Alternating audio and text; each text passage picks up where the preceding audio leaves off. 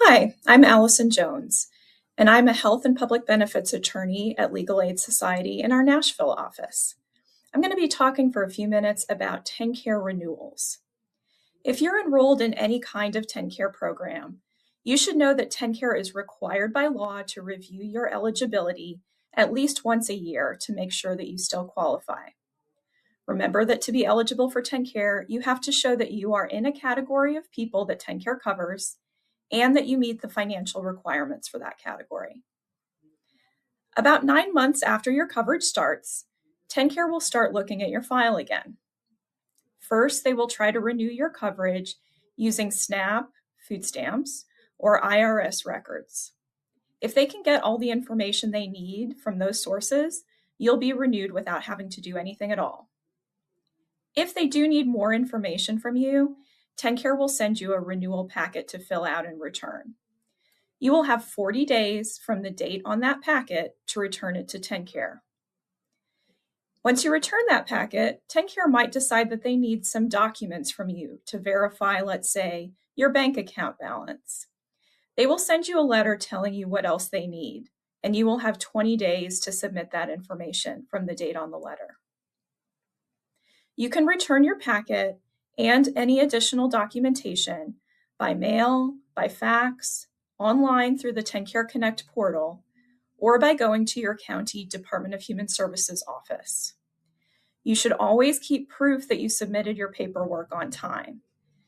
That would be a fax confirmation receipt or a receipt from the DHS worker that accepts and scans your documents to TennCare. If you mail it in, which would not be our recommendation, try to send it certified mail with a return receipt so that you can prove that you submitted that paperwork.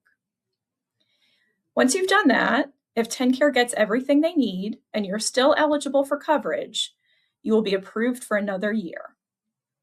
If TennCare says you don't qualify for coverage anymore and you think that decision is wrong, you will get a letter telling you what date your coverage will end and your rights to file an appeal.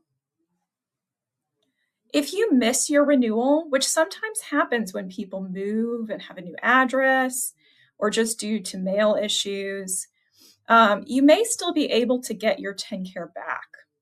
If you get your renewal information to TennCare within 90 days of your last day of coverage and you still qualify, TennCare might approve you and fill the gap in your coverage back to the date it was terminated.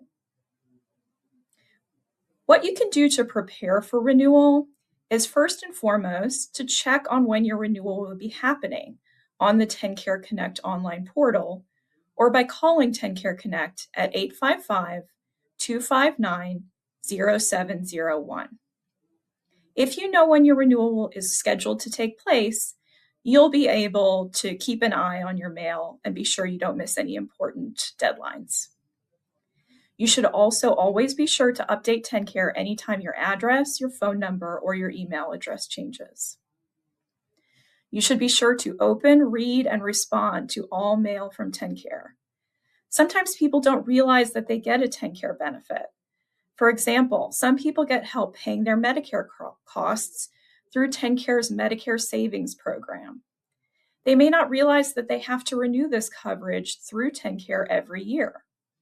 If you are worried about whether communication you're getting from TennCare is legitimate, you can always call TennCare Connect and ask if you are enrolled and whether you're up for renewal. Finally, if you have questions about your renewal or if your coverage is being terminated, please call Legal Aid Society at 1-800-238-1443 to see if we can help.